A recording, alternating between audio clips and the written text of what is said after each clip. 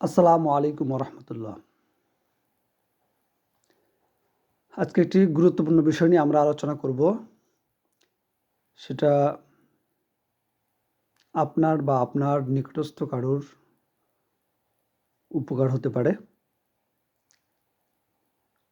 তাই আমি সবাইকে অনুরোধ করব যে ভিডিওটি দেখে যদি আপনার ভালো লাগে অথবা যদি মনে হয় যে এটা আপনার বা আপনার নিকটস্থ কারোর উপকারে আসবে, সেক্ষেত্রে ভিডিওটি দয়া করে লাইক কমেন্ট করে শেয়ার করার অনুরোধ রইল। চলুন আমরা শুরু করি আজকের ভিডিওটি। হচ্ছে কমন একটি বিষয় আমরা নিয়ে আজকে আলোচনা করব, সেটা হলো মাথা ব্যথা। এটা একটা কমন বিষয়। এটা আমাদের অনেকেরই এই সমস্যা হয়ে থাকে। আপনি আপনার পরিপার্শ্বে বা আপনার আশেপাশে অনেকেই দেখবেন যে মাঝে মাঝে শুনবেন যে ওনাদের মাথা ব্যথা করছে, আপনার বা আপনার বন্ধুবান্ধব সার্কেলের অনেকেরই। তা আসলে এই মাথা ব্যথা নিয়ে আমরা আজকে কিছু কথা শুনি। মাথা ব্যথাটা অনেক কারণে হতে পারে। তার মধ্যে অন্যতম হচ্ছে মাইগ্রেনের সমস্যা, যেটা আমরা কিন্তু এই শব্দটা আমাদের কাছে অনেকেরই পরিচিত। এখন আমরা তাহলে একটু জানি যে আসলে মাইগ্রেনটা কি। যা মাইগ্রেন হলে কেন মাইগ্রেন হয়, বা মাইগ্রেন হলে আমাদের করণীয় কি, হ্যাঁ, মাইগ্রেনের লক্ষণ কি, বা এখান থেকে আমাদের কিছু নিয়ম আমাদের একটু মেনে চলা উচিত। সেই নিয়মগুলো কি আমরা একটু জেনে নিই। মাইগ্রেন কি আসলে? মাইগ্রেনটা হচ্ছে এক ধরনের মাথা ব্যথা, যেটা হচ্ছে মাথার আপনার এক পাশে অথবা উভয় পাশে ব্যথা হতে পারে। যে ব্যথাটা তীব্র থেকে তীব্রতর ব্যথা হবে। আরও কিছু লক্ষণ আছে, আমরা আলোচনা করব। এটা হচ্ছে মাইগ্রেনের ব্যথার একটা লক্ষণ। মাইগ্রেনটা আসলে কাদের হয়? মাইগ্রেনটা হচ্ছে পুরুষ মহিলা উভয় ক্ষেত্রে হতে পারে। তার মধ্যে হচ্ছে ইয়ং জেনারেশনের মাইগ্রেনটা একটু বেশি হয়। বয়স্কদের হবে না সেটা নয়, তবে ইয়ংদের ক্ষেত্রে একটু বেশি হয়। এর মধ্যে পুরুষের তুলনায় মহিলাদের মাইগ্রেনের সমস্যাটা একটু বেশি দেখা যায়। মাইগ্রেন কেন হয়, এই প্রশ্নের উত্তরে যদি আমরা বলি যে অ্যাকচুয়ালি মাইগ্রেন কেন হয় নির্দিষ্ট কোনো কারণ নেই। এখন পর্যন্ত গবেষণাতে এরকম নির্দিষ্ট কোনো কারণ খুঁজে পাওয়া যায়নি। তার মধ্যে এতটুকু পরিমাণে একটু আভাস পাওয়া যাচ্ছে, সেটা হলো বৈজ্ঞানিকদের গবেষণায় অনেকেরই তথ্যে উঠে আসছে এরকম যে ব্রেন বা মস্তিষ্কের নিউরো ট্রান্সমিটারের কারণে মস্তিষ্কের রক্তনালীগুলো একটু ফুলে যায়, যার কারণে পালমেটেল অবস্থা হয়ে যায়, বা এই নারীর ভেনগুলা একটু নড়াচড়া করে, যার কারণে আমাদের ব্যথা অনুভব হয়। এটা হচ্ছে মাইগ্রেনের ব্যথার একটি কারণ। মূলত এটা হয়ে থাকে আর কি, আমাদের ঘটে থাকে। এখন কিছু জেনে নিই যে আমার এই মাথা ব্যথা হলেই যে মাইগ্রেন সেটাও নয়। যে তাহলে মাইগ্রেনের ব্যথা না নর্মাল মাথা ব্যথা আমরা কিভাবে বুঝবো, তার কয়েকটি লক্ষণ আমরা আজকে আলোচনা করি। আসুন, এগুলা আমরা আলোচনা করছি সত্যিকার অর্থেই জনসচেতনতার কারণে, ওই তাগিদ থেকেই যে আমার জানা তথ্যগুলো আপনাদের সাথে যেন একটু শেয়ার করতে পারি, যা নিয়ে আমার, আপনার অথবা আপনার নিকটস্থ, আপনার আশেপাশে কারোর না কারোর যেন একটু উপকার হয়। যদি উপকার আসে তাহলে আমার জন্য দোয়া করবেন এবং আমার এই ভিডিওটি শেয়ার করে দিবেন, অনুরোধ রইল। মাইগ্রেনের মাথা ব্যথার লক্ষণ কী কী, আসুন আমরা একটু আলোচনা করে আসি। 1 নম্বর হচ্ছে মাথা ব্যথা অনেক তীব্র থেকে তীব্রতর হবে, যেটা, এবং এই মাথা ব্যথার কারণে কখনো কখনো বমি হবে বা বমি ভাব হবে।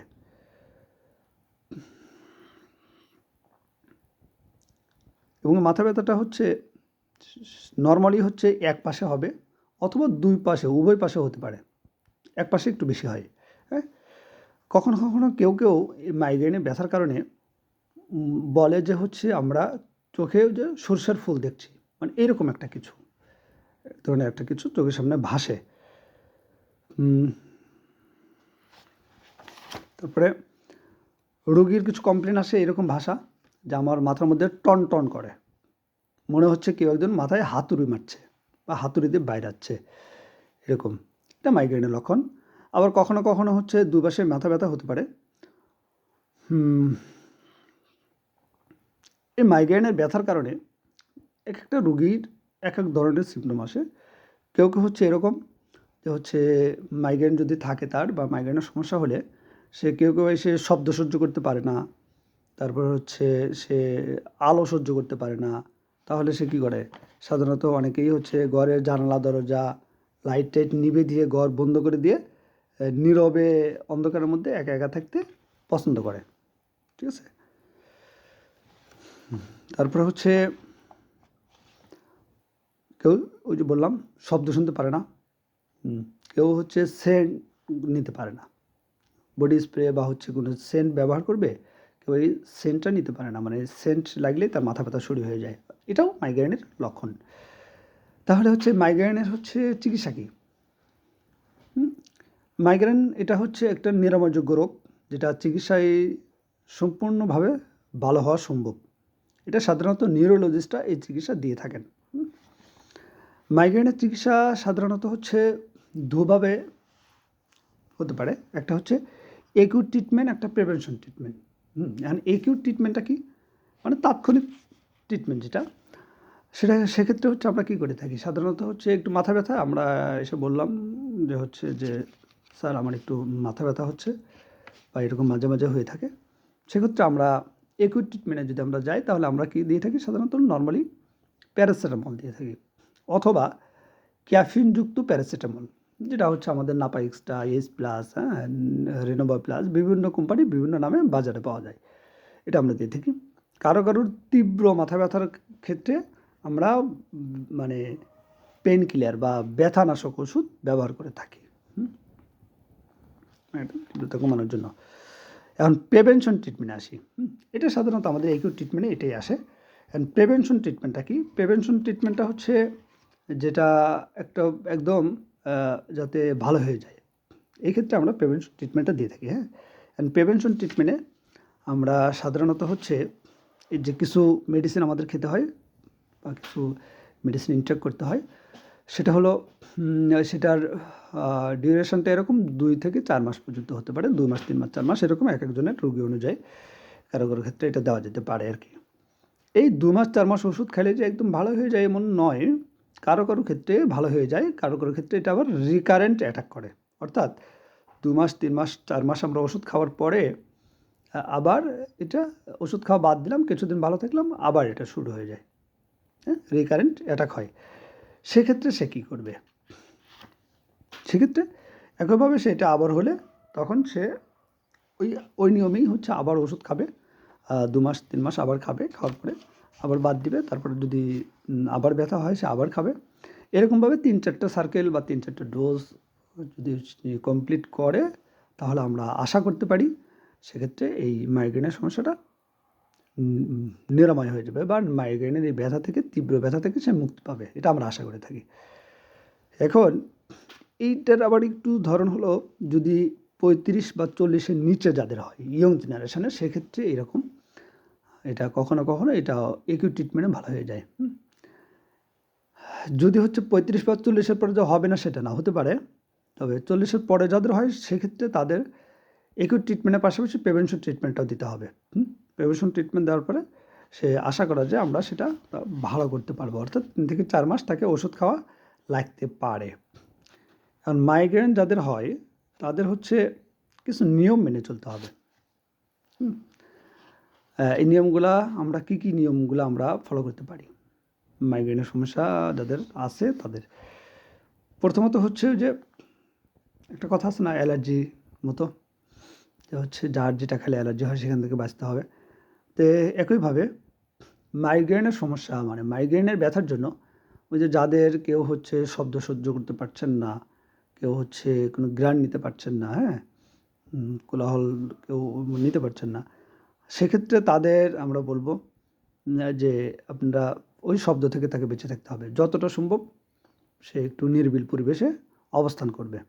তারপরে আপনি সেন্ট নিতে পারছেন না, তা আপনি সেন্ট ব্যবহার থেকে বিরত থাকতে হবে। কারো ক্ষেত্রেও যে চকলেট চুষলেও কিন্তু মাথা ব্যথা হয়, এটাও মাইগ্রেনের লক্ষণ। তা আপনাকে সেই চকলেট চুষা থেকেও বিরত থাকতে হবে, চকলেট খাওয়া যাবে না। ঠিক আছে? একইভাবে মানে যার যেটা থেকে সমস্যা বেশি হচ্ছে সেখান থেকে আমাদের বেঁচে থাকতে হবে, মোট কথা।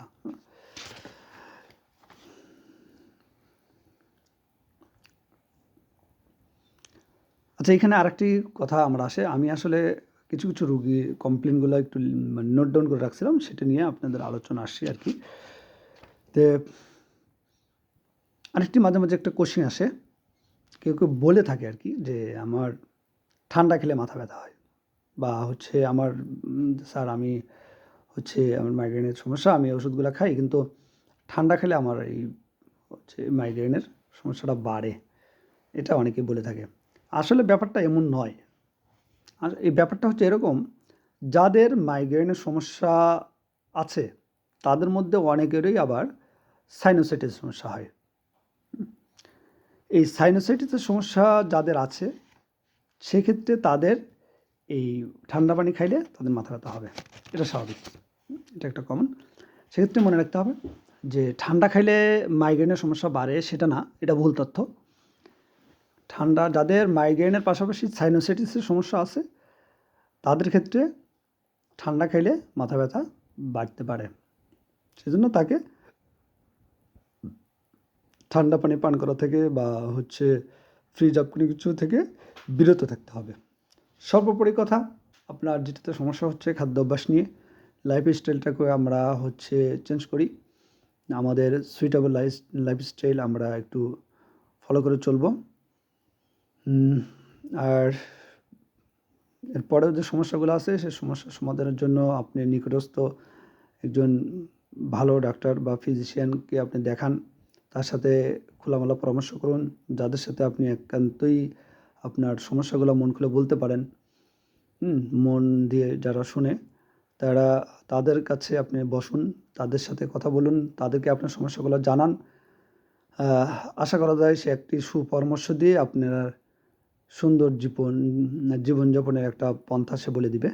সে না পারলেও আপনাকে ভালো একটা পরামর্শ দিয়ে দিবে। সর্বোপরি সবারই সুস্বাস্থ্য কামনা করে আজকে বিদায় নিচ্ছি। আবার দেখা হবে কোনো একটি নতুন কোনো বিষয় নিয়ে আপনাদের সামনে। যদি আমি খুব বেশি জ্ঞানের অধিকারী সেটা না, আপনাদের দোয়ায় কিছুটা জ্ঞান যতটুকু অর্জন করেছি চেষ্টা করি আমার স্বল্প জ্ঞান আপনাদের মাঝে বিস্তৃত করে দিতে। আমার দ্বারা যদি আপনার একটু উপকার হয় সেটাই হবে আমার সফলতা। ধন্যবাদ সবাইকে। আবার একটু মনে করে দিয়ে যাই, যদি আমার এই তথ্যগুলা আপনার উপকার মনে হয় অথবা আপনার মনে হয় যে আপনার এই তথ্যগুলা আপনার নিকটস্থ বা আপনার আশেপাশে আপনার ফ্রেন্ড সার্কেলের কারোর উপকার হতে পারে, সেক্ষেত্রে ভিডিওটি শেয়ার করার অনুরোধ করছি। এবং পরবর্তী ভিডিও পাওয়ার জন্য আমার আইডিতে ফলো দিয়ে রাখুন। পরবর্তী আবার এমন কোনো টপিকস নিয়ে আসতে পারি যেটা হতে পারে আপনার উপকারী কোনো একটি তথ্য। ধন্যবাদ সবাইকে। সবার সুস্বাস্থ্য আবারও কামনা করে আজকের মতো বিদায় নিচ্ছি। আসসালামু আলাইকুম ওয়া রাহমাতুল্লাহ।